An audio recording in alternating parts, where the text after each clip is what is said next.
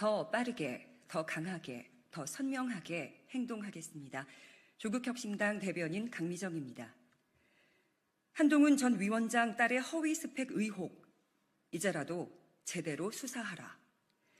경찰이 한동훈 전 국민의힘 비상대책위원장 딸의 허위 스펙 관련 수사를 경찰수사심의위원회에 회부해 살펴보기로 했습니다.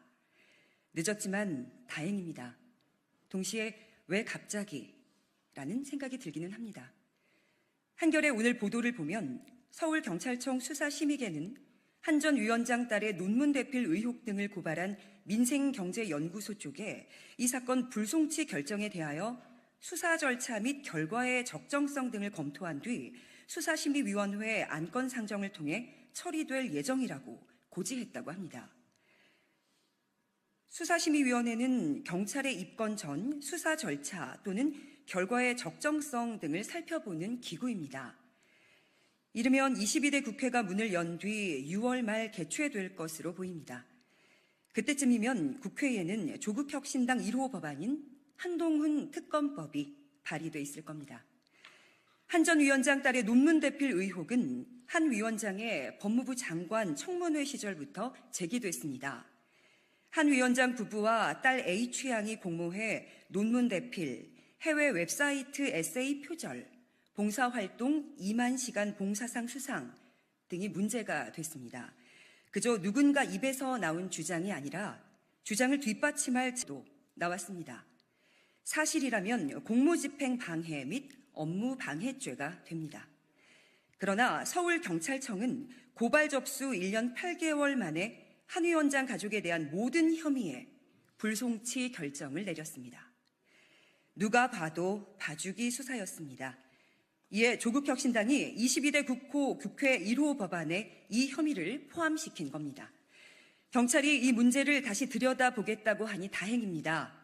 혹시라도 조국혁신당이 제출할 특검법을 의식해 신용만 해서는 안 될 것입니다. 실질적으로 그리고 철저하게 심의해서 국민이 납득할 수 있는 결론을 내려야 할 것입니다. 물론 수사심의위원회에서 수사 개시 결론을 내린다고 조국혁신당이 특검법을 국회에 제출하지 않는 일은 없을 겁니다. 두 번째 브리핑 이어하겠습니다. 용산 대통령실 제정신인가? 용산 대통령실의 도를 넘는 충성심이 눈물겹습니다. 윤석열 대통령이 정말 노벨 평화상이라도 받는다면 춤이라도 출 기세입니다. 언론 보도를 보면 대통령실이 어제 커트 캠벨 미국 국무부 부장관이 윤석열 대통령과 기시다 후미호 일본 총리가 노벨 평화상을 받을 자격이 있다고 말한 내용을 언론에 공개했다고 합니다. 한일 관계 정상화를 바랐던 미국으로서는 잘된 일일 수 있습니다. 그러니 윤석열 대통령과 기시다 총리가 상을 받기 바라거나 혹은 영향을 끼치려 할 수는 있습니다. 조국혁신당은 김대중 전 대통령에 이어 윤석열 대통령이 노벨 평화상을 받는다면 정말 좋겠습니다. 그러나 한일 관계 정상화를 업적으로 노벨 평화상을 받는다면 박수 칠 수 없습니다. 부끄러워할 겁니다.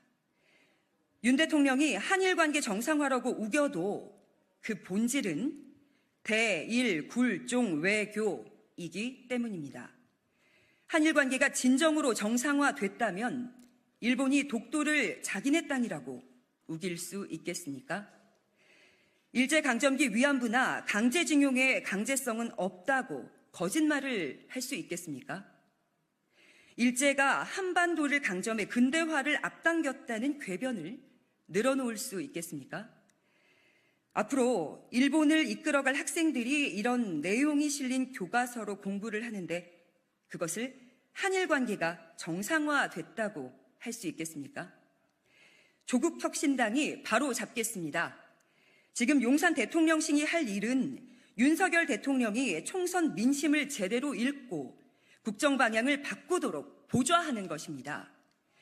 미국 정부 인사의 발언을 가지고 대통령님, 어쩌면 올가을에 노벨 평화상을 받으실지도 모르겠습니다.